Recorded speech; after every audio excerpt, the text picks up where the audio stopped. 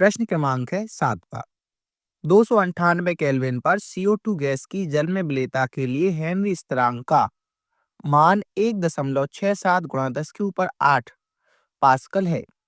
500 ml soda जल 2.5 ATM दाब पर बंद किया गया है। 298 केल्विन ताप पर घुली हुई CO2 की मात्रा की गणना कीजिए।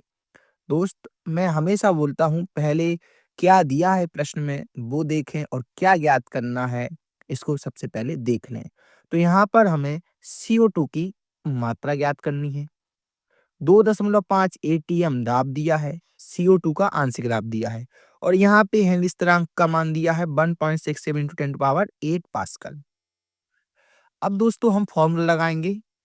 फॉर्मूला क्या होता है हेनरी नियम का? P बराबर KH × X।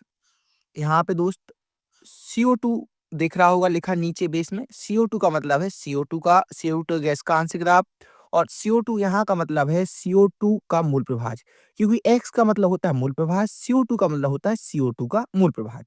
हम यही फॉर्मूला क्यों लगा रहे हैं? क्योंकि यहाँ पे हमें KH दिया है और आंशिक दाब दिया है CO2 का। दूसरी बात, इस फॉर्मूला लगा के हम क्या कर लेंगे? तो देखो दोस्त, ये मूल प्रभाज है CO2 का, चूंकि यहाँ पे दो चीज है, एक CO2 है और एक जल है। तो इसका अगर हम सूत्र देखेंगे तो सूत्र हो जाए क्या? NCO2 मतलब CO2 के मोल बटे CO2 के मोल धन पानी के मोल NH2O, ये बेस में रहेगा, ठीक है, NH2O। तो हम यहाँ से NCO2 फाइंड कर लेंगे। जब हमें NCO2 मिल जाएगा तो हम उससे ग्राम में मात्रा भी निकाल लेंगे, ठीक है। तो चलो फॉर्मूला लगाते हैं जल्दी से। एक CO2 बराबर आ जाएगा PCO2 अपॉन KH। यहाँ पे हम वैल्यू रख रहे हैं।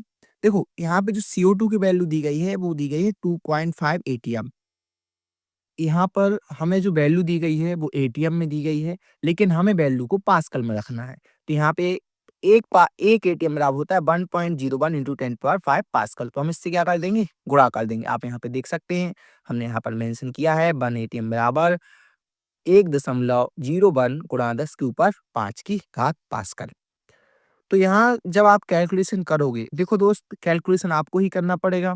यहाँ आप कैलकुलेटर का बिल्कुल भी यूज ना करें, थोड़ा टाइम लगेगा और थोड़ा सा अगर आप नहीं जानते तो आप कैलकुलेशन की वीडियो भी देख लें, आप सीख लें, है ना। आप कैलकुलेटर के भरोसे बिल्कुल भी ना रहें। तो यहाँ पर हमने वैल्यू पुट की और हमारा आंसर आ जाएगा 1.512 × 10⁻³ चूंकि मूल प्रभाज की कोई इकाई नहीं होती तो यहाँ पर भी हमने कोई इकाई नहीं लिखी है। इसके बाद क्या होगा? इसके बाद देखिए हमने यहाँ पे फॉर्मूला लगाया है XCO2 बराबर NCO2 upon NCO2 plus NH2। ठीक है, यहाँ पे N का मतलब मोल है, मतलब CO2 के मोल बटे CO2 के मोल धन H2O के मोल। चूंकि यहाँ पर 500 ml ऑलरेडी दिया गया है, 500 ml सोडा जल है ना, तो यहाँ पर जल के लिए 1 ml बराबर 1 ग्राम होता है, क्योंकि डेंसिटी बराबर होती है। तो जल के लिए 500 ml बराबर क्या आ जाएगा? 500 ml बराबर आ जाएगा 500 ग्राम। ठीक, अब हमें निकालना है जल के मोल। तो जल के मोल कैसे निकालेंगे?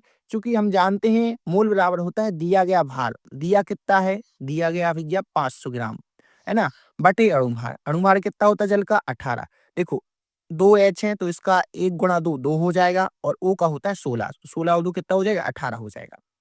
तो आप जब कैलकुलेट करेंगे तो आ जाएगा आपका आंसर 27.78 मोल।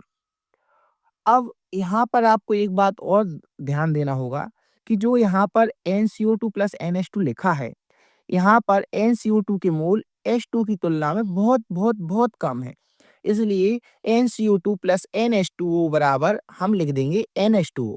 जैसे समझो, ऐसा समझ लो कि जैसे एक कुआं है ना, कु- या कुआं है, ऐसा समझो एक कुआं है।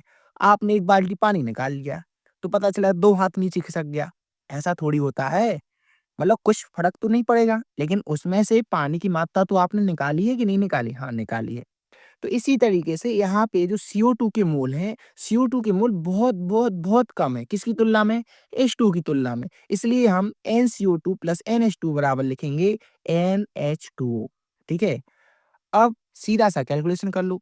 यहाँ पे हमें XCO2 के मूल हमें XCO2 का मूल प्रवाह आज हमने निकाल ही लिया था। कितना आया था 1.512 × 10⁻³ बराबर NCO2 हमें ये मूल चाहिए है तब तो हमें मात्रा निकलेगी। इसके बाद यहाँ वैल्यू रख देंगे कितना आया था 27.78 देखो यहाँ पर ये लिखा हुआ है NH2 बराबर 27.78 मूल। तो देखो अब हम सीधा पक्षांतर करेंगे, है ना? गुणा भाग करेंगे। देखो इसका जो गुणा है ना? ये वाले भैया को हम यहाँ पहुँचा देंगे, है ना? तिर्यक गुणा कर लेंगे। तो NCO2 बराबर क्या आ जाएगा 1.51 2 × 10⁻³ × 27.78 मोल बराबर कितना आ जाएगा 42.002 × 10⁻³ मोल।